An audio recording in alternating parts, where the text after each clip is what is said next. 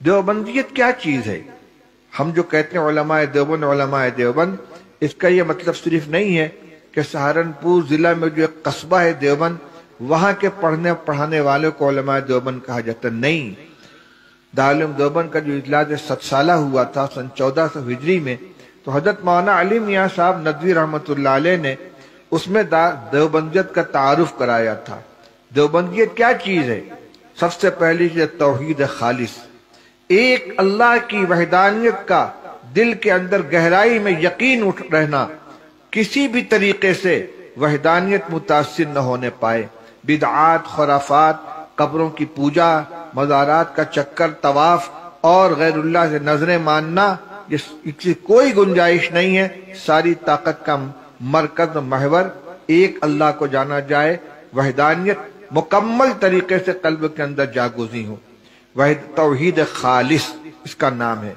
اتباع سنت، حضرت نبی کریم صلی اللہ تعالی علیہ وسلم کی سنت متوارثہ جو کتابوں میں بھی محفوظ ہے اور علماء حق کے عمل کی شکل میں بھی تسلسل کے ساتھ چلی آ رہی ہے۔ سنت کے اوپر 100% قائم رہنا۔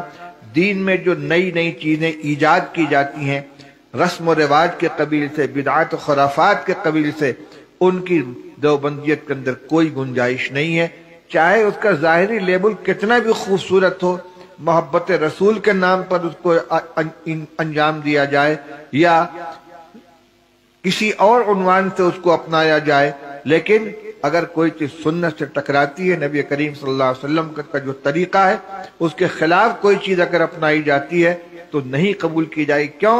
اس لیے خود رسول اللہ صلی اللہ علیہ وسلم نے ارشاد فرما دیا، من احدث فی امرنا ھذا ما لیس منہ فہو رد۔ ہمارے اس دین کے اندر کوئی چیز اگر کوئی نئی پیدا کرے گا وہ رد کر دی جائے گی۔ جو چیز اللہ کے رسول صلی اللہ علیہ وسلم لے کر آئے، صحابہ کرام نے جس کو اپنایا، سلف صالحین کی یہاں جو چیز قبول کی گئی وہ تو ہے دین۔ اور بعد کے زمانے میں جو نئی نئی چیزیں ایجاد کر لی گئیں، رسم و رواج ایجاد کر دیے گئے، میں سب کی تفصیل آپ کے سامنے بیان نہیں کروں گا، اصولی بات کر رہا ہوں، آپ اس کو سمجھیں گے، ان کا دین سے کوئی تعلق نہیں ہے۔ دیوبندی ہونے کا معنی یہ ہے کہ توحید کے اندر بھی پختہ ہو، اتباع سنت اور رد بدعت کے اندر بھی پختہ ہو، صحابہ کرام رضی اللہ تعالی عنہم کے ساتھ محبت ہو۔ آپ یاد رکھیے، صحابہ نبی کریم صلی اللہ علیہ وسلم کے پہلے شاگرد ہیں۔ اللہ کے رسول صلی اللہ علیہ وسلم نے یہ دین صحابہ کرام کے حوالے کیا تھا۔ حجۃ الوداع کے موقع پر رسول اللہ صلی اللہ علیہ وسلم نے پوچھا تھا تمام صحابہ کو مخاطب کر کے، الا هل بلغت، الا هل بلغت، اے لوگوں یہ بتاؤ کہ میں نے دین تم تک پہنچا دیا؟ سارے لوگوں نے بیک وقت بیک آواز جواب دیا، ہم گواہی دیتے کہ آپ نے دین ہم تک پہنچا دیا۔ تو رسول اللہ صلی اللہ علیہ وسلم نے فرمایا تھا کہ الا فلیبلغ الشاہد الغائب، جو لوگ حاضر ہیں یہ غائبین تک اس دین کو پہنچائیں۔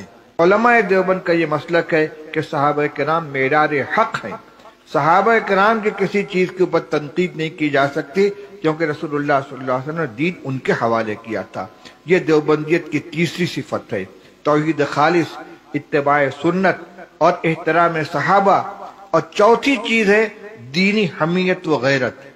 دینی حمیت و غیرت کا مطلب یہ ہے کہ اگر اپنے گھر کی بہو بیٹیوں کے اوپر کوئی خدا نہ خواستہ غلط نظر اٹھا دے، ان کی عزت و آبرو کے بارے میں کوئی خدشہ پیدا ہو جائے، آدمی کا خون کھول اٹھتا ہے، جان قربان کرنے کے لیے تیار ہو جاتا ہے، غیرت آتی ہے، حمیت معلوم ہوتی ہے۔